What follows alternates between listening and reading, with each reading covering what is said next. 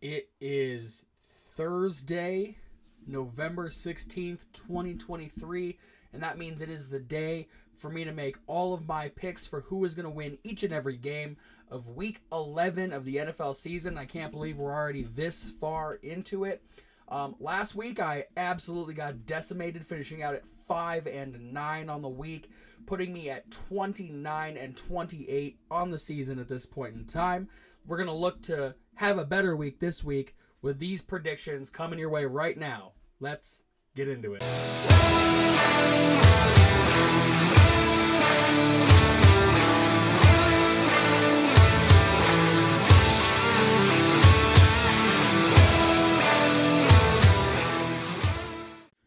All right, welcome back in, everybody. Happy Thursday. Happy day before a potential Starship flight tomorrow. Talk a little bit about that in the closing moments of this specific program. But let's, for a minute, get into all these picks as the Thursday night countdown is on. Tonight we got Bengals at Ravens in what is being dubbed a do-or-die situation for Cincinnati. And the Ravens coming off that last-second loss last week, kind of an inconsistent look out of them. The Ravens are favored to win this game, but I'm actually going to take the Bengals. I think that do-or-die mentality is going to show this game. Joe Burrow is going to have to come out and do some amazing things. He's down T. Higgins. There's going to have to be some good stuff. He's going to have to utilize Chase and Mixon and Boyd and make some good stuff happen, I think, in order for their season to stay alive. Give me the Cincinnati Bengals. On to the Sunday games. Chargers at Packers. Give me the Packers, as always. I always stick with the boys, even if it looks like it might not go that way. The Chargers are favored, but I think it's only +3 right now, as both teams look inconsistent. The Chargers obviously less inconsistent than Green Bay, but hopefully, again, I just want every week. Sorry, the reflection happening in my glasses is boggling my mind looking at it in the camera. I just want every week for us to learn something about this team kind of going forward, and hopefully we limit down the mistakes that Love is making in the red zone, in the must-win situations. Perhaps Christian Watson's mom can calm down a little bit on Twitter. Give Christian a shot this weekend at not being distracted by mom on Twitter. We don't need any of that, okay? Like, it's all about the game. It's all about what's going to happen, and hopefully the Packers can clean it up. This is obviously not our year, but I want to see those little, spurts of positivity coming out of this team so we have something to build off of into the offseason and into next year. Hopefully. Give me the Packers over the Chargers. The Chargers obviously still look, their squad is still decent with Herbert and, wow, I don't know where that just came from. With Herbert and Eckler and Allen, hopefully, like I said, hopefully the Packers show some glimpses, but the Chargers still look really good, and we will see going forward. Packers over Chargers. All right, let's go to Steelers at Browns, with the Browns favored. Give me the Steelers. I actually think the Steelers are going to pull this one out. The Steelers, while they've been outplayed in every game this season for per yards per capita, I think that, they're obviously still winning. So you can run the field as many times as you want, but if you're not scoring points, it just doesn't add up. It doesn't put the W in that column. So I think the Steelers are going to play their brand of football. The Browns are now down their $250 million quarterback for the whole season again. And they're going to rely on, I would assume, P.J. Walker, but I haven't heard anything different than that. Their defense is going to have to do 90% of the work to kind of hold them strong here. I just think the Steelers are gonna hold it together. It doesn't have to be high scoring, but I think that the Steelers are going to take this game. Steelers over Browns. Lions at Bears. I've heard that there is a chance that Justin Fields plays this week for the Bears. I don't give a crap either way. The Lions are going to win this ball game. The Lions are favored. I'm going to take the Lions. They just look so ridiculous. especially in our division and where they've looked so bad in the last couple of decades, or kind of mediocre at best. They look good this year. Their defense is holding up for the most part. Their run game is finally hitting. Their pass game looks really good. Jared Goff looks like he is fitting into the program right now really good. Give me the Lions. I think the Lions are going to hold up. I heard on the McAfee show today that they think it'll look a lot different when the Lions start facing superstar quarterbacks, and that may be the case, but this week is not the case, as Justin Fields is not a superstar. He's kind of a dud. So give me the Lions over the Bears. Raiders at Dolphins. This is a big one in my opinion. This was a tougher one for me to pick, as funny as that sounds. The Dolphins haven't beat a team over 500 yet, and coincidentally the Raiders are sitting at 500 right now. The Raiders look like they're enjoying football again without, Johnny New England Patriots running their team. Josh McDaniels, sorry, I get all of that mixed up. I'm just kidding. I knew exactly what I was saying. With the Patriots mentality out of a Raiders locker room, they look like they're having a lot more fun on the field, and they're stringing it into wins. The wins don't have to be pretty. I've said it a million times on the show at this point, but it's like I say with the Jets generally and stuff like that. It could be an ugly win, but a win is a win, and it keeps you in contention the further down the line you go.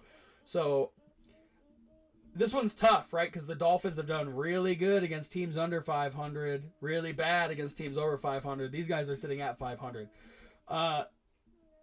My brain says that the Raiders take this game. My heart says to go with the Dolphins, so I'm going to go Dolphins over Raiders. Waddle, it sounds like, is feeling better, and hopefully he performs a little bit this weekend. They obviously still have Tyreek, and if Tua can keep it together, I think that team can string along a good win for this one. Only time will tell, but give me Dolphins over the Raiders. On to Giants at Commanders. It shouldn't even need to be said. Give me the Commanders. The Commanders are favored by over 7.5. I think the Giants year is over. You guys, like, if the Cowboys game showed anything, it's that they got 49 points put up on them. They only scored 17. Tommy DeVito is still living in his parents' basement, and that's obviously where he's practicing football as well, just playing Madden. So I don't have any faith in the Giants right now. Saquon needs to get traded so that he has an opportunity to win somewhere else, because he's not going to keep winning. He's not going to win in New York, at least not with this Giants franchise. I think it's time for him to go and explore some greener pastures. But give me the Commanders. Howell's looking good. Their run game is firing off. Scary Terry, always a freak. The defense you thought would probably have lacked a little bit without Chase and Sweat last week, but they gave up some points, but they still held into that game for almost the whole time, aside from that last-minute field goal by the Seahawks. I think the Commanders are going to absolutely pull this game out. Commanders over Giants. On to Cowboys at Panthers. I heard on the McAfee show this morning, Chuck Pagano say that he thinks that the Cowboys may be looking past this Panthers team, and that the Panthers could possibly surprise this Cowboys team and beat them. I think that is laughable. I think that even a wounded Cowboys team would absolutely decimate the current state of the Carolina Panthers. I don't even have to go into a ton more depth than that. Hopefully Pollard can get out of whatever funk he's in and get the run game going a little better for him. CeeDee Lamb is obviously going to do what CeeDee Lamb does. I really think that this is just going to be exceedingly one-sided. I would be surprised if this isn't another 49-10 kind of situation. Give me the Cowboys over the Panthers in an easy sweep. Titans at Jags. Again, this one was a little bit tougher, as I want to have a ton of faith in the modern-day Brett Favre that is Will Levis. But give me the Jags. I think that the Jags are going to come off of that loss to the Niners, looking to get back into the shape that they've been in. I think Trevor Lawrence is going to want to go off and absolutely do what he can do. The Titans just still seem very unsure to me.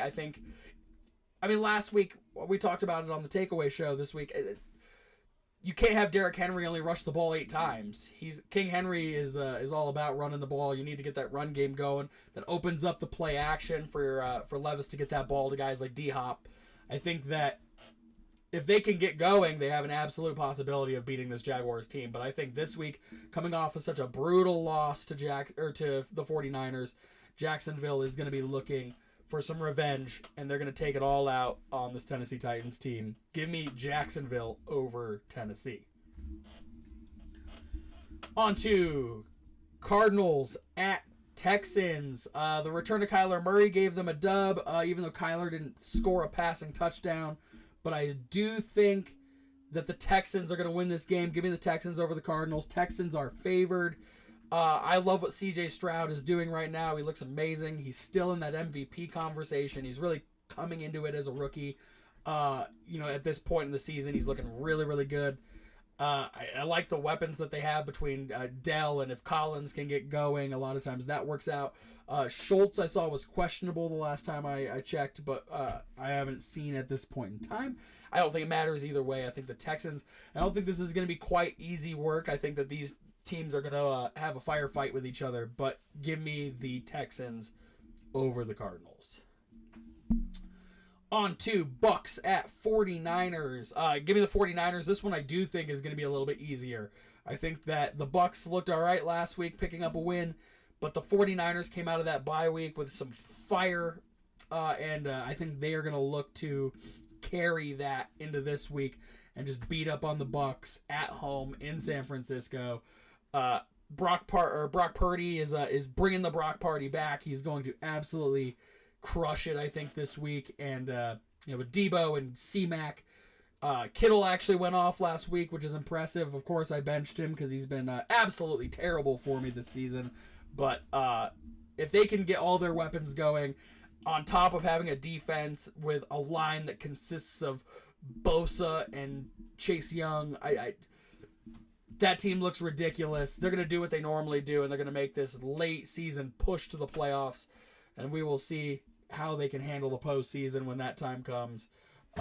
Give me Bucks over Niners. Jets at Bills. This one is harder than I think I want it to be and than anybody else should want it to be. I know that everybody out there is probably going to kind of be like, oh, it's going to be the Bills. I actually hesitate to think that.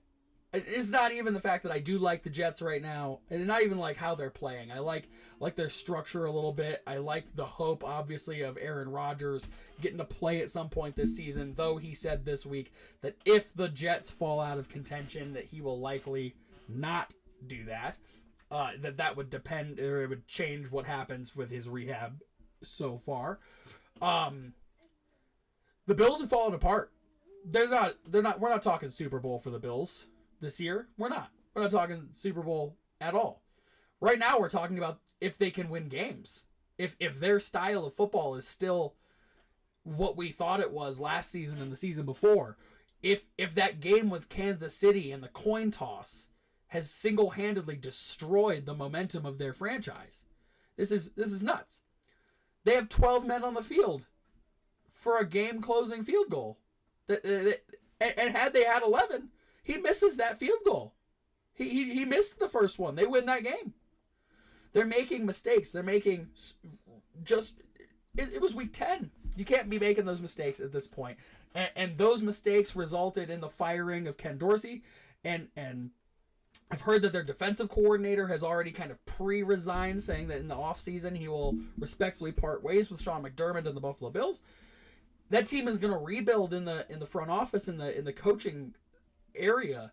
Stephon Diggs is currently wasting his time there. I feel really hesitant. And this should be a layup.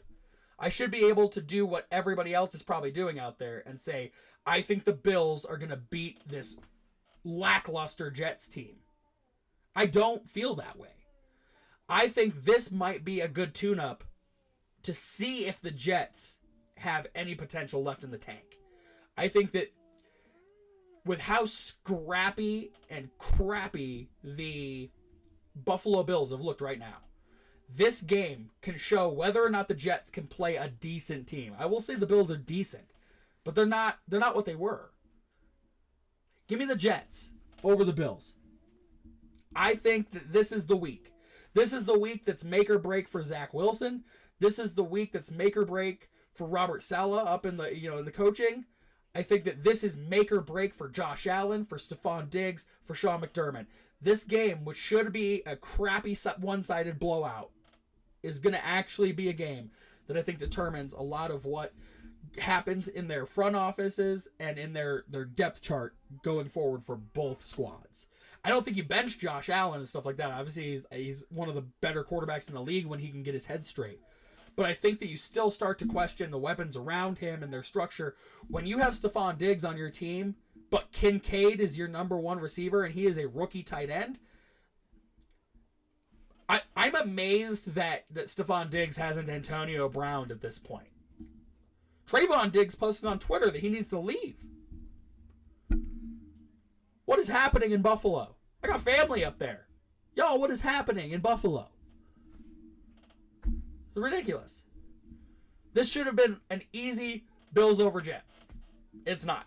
It is Jets over Bills. I think that the Jets have far more to prove right now, and that the Bills' heads are in the clouds. Hot take, but Jets over Bills.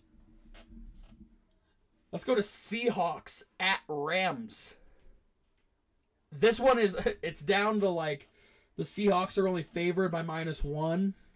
And I think it sounds like the Rams are healthier this week with possibly Matt Stafford playing. Sean McVay is obviously going to be a little bit more in the zone. This one becomes tougher when you start thinking about whether or not the Rams are healthy or not. I still don't think the Rams have looked that good this year, even when they are in the healthier boat. For sure they only have 4 wins, something like that.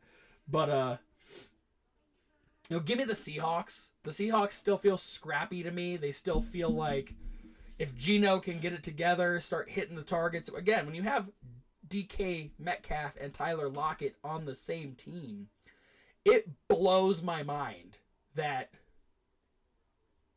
like we're still in this boat of them not looking as good as they possibly should. Walker needs to get going too again this weekend. Again, I have Walker on my fantasy team, and for the first half of the year, he was putting up 20 points a game, looking ridiculous. He's slumped. That team just needs to get their heads straight, just like the Rams are doing. The Rams are trying to get healthy and trying to get back on the right track. I need the Seahawks to do that, but I do think that the Seahawks are going to pull this one out in probably what will be a fairly close game, in my opinion. Give me the Seahawks over the Rams. All right, on to the Sunday night game. The Sunday night game is right here in the town at which I live. Vikings at Broncos, and the Broncos have really turned the page. They really look a lot better. I don't know that. I mean, they would have lost.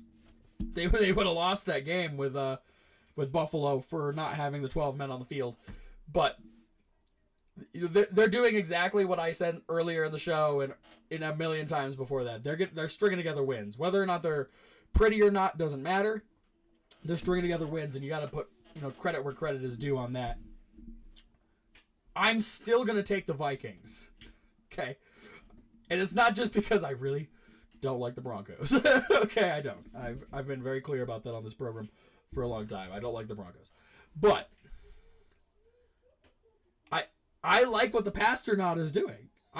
Dobbs looks good.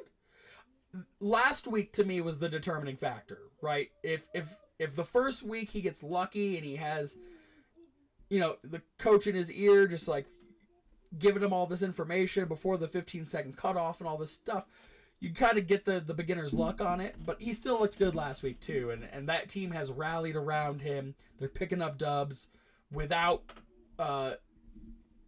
Kirk Cousins. So I think I have faith right now that they still have an opportunity to make a push for the postseason. The Broncos, I still feel a little bit hesitant about, albeit that they are looking a ton better than they did the first 3 weeks of the season. They're not giving up 70 anymore. Their defense is finally holding up. Their offense is gelling. Russ looks a lot more like Russ. Maybe Sean Payton's plan is working. Maybe. But for now, I'm going to take the Vikings. The Broncos are favored to win that game. It's only like +4.5 or something like that, or -4.5. But give me the Vikings. I think that the Pasternaut is going to go out there and continue to put on a show.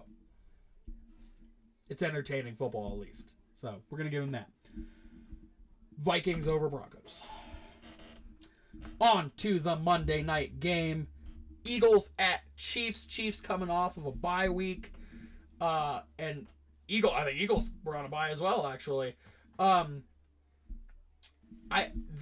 Chiefs needed this bye week, and what I would like to see is the Chiefs come out of their bye week the way that the Niners came out of theirs, because the Chiefs have started to look a little ragged.